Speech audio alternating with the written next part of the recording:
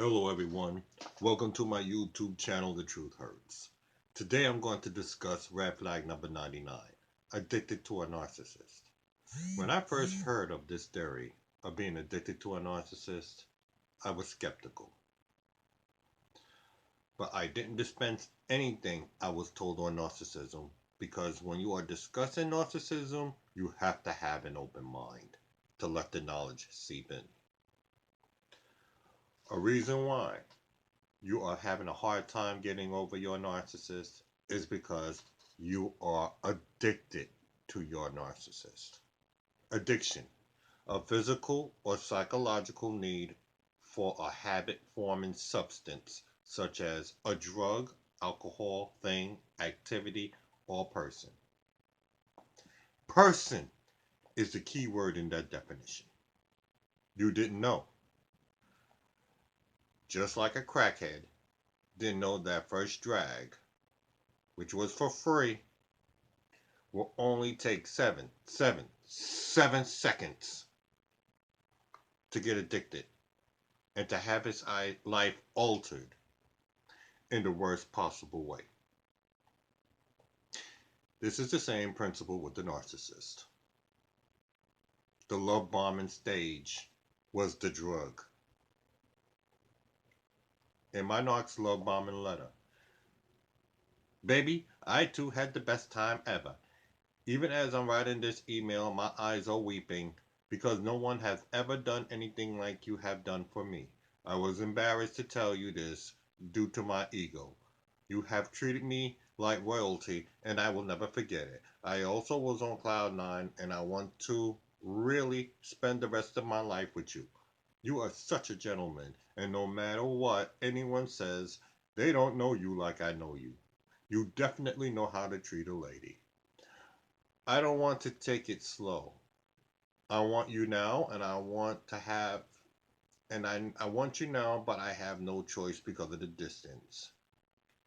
If it were in the same state, I would want to spend at least 3 days and weeks with you. I don't want to say daily because you might think I'm pulling your leg because I really want to. We are so compatible. I was reserved, but I felt your passion, love making energy, not just by rubbing my feet, but by the gifts of affection that you gave me. All that attention you gave me made me feel like the most important girl in the world. Don't forget to mention painting the town red and again rubbing my feet. How passionate you were.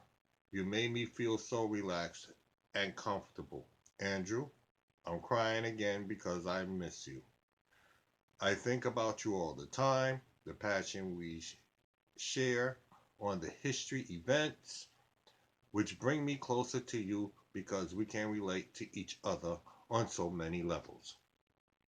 Honey, I can go on with this about how much you make me feel. You romance me so much, even without having sex with me. All I want is to be with you. Thank you forever. The happiest time I ever had was the moment I discovered you loved me too. The worst time I ever had was the moment I realized your love was a lie. See, the dependency was the expectations of marriage. It wasn't given to you for free. As you know, it came with a price. And the price was your mental health.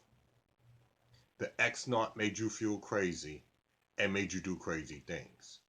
In my opinions, breakups are associated with addiction because both involve a recovery process.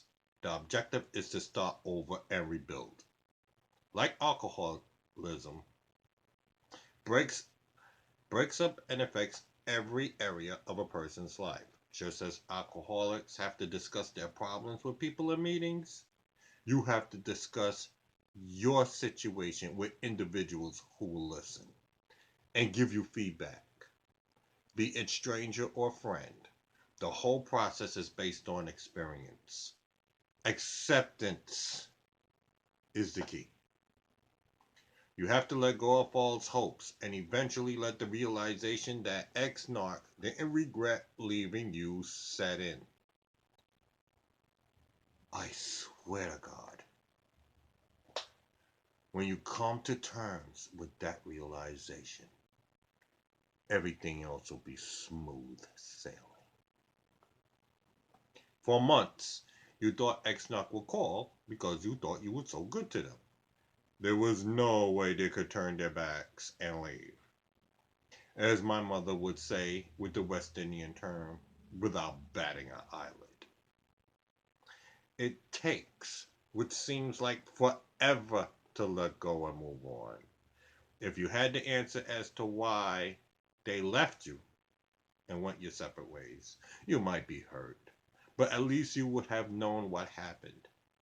Then you could have worked on the issue.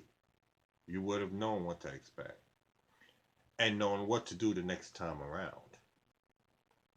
You cannot be prepared for the future if you don't know what happened in the past. Selfish cowards, like narcissists, believe it's nicer not to flat out say they're seeing someone else and find it better just to walk away without an explanation. In reality, all they're doing is further harm to the one that they're leaving. It's crueler to leave a person wondering what happened than it is to tell them the truth. The most powerful force you will deal with is the void created when they left. You have spent so much of your free time with them that when they left you, you were left with nothing. No one to wake up in the mornings and think nicely about throughout the day. No one to call several times throughout the day. All of this leaves you empty. You now have to change people, places, and things. This is what you call a withdrawal. Mentally craving something or someone. You were conditioned to be this way, which is the purpose of no closure. Your purpose to purposely have the victim pining over the host. Remember, you're an empath. Empaths are emotional, and narcissists are emotional vampires.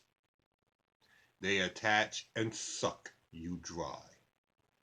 Think of the fish, Plocostomus. Probably pronounced it wrong. But it's that fish that actually attaches itself on a fish tank and feeds off the algae on the glass. This is what a narcissist does with humans. Narcissists attach to humans, the host, and feeds off their energies. This is why narcissists are referred to as parasites.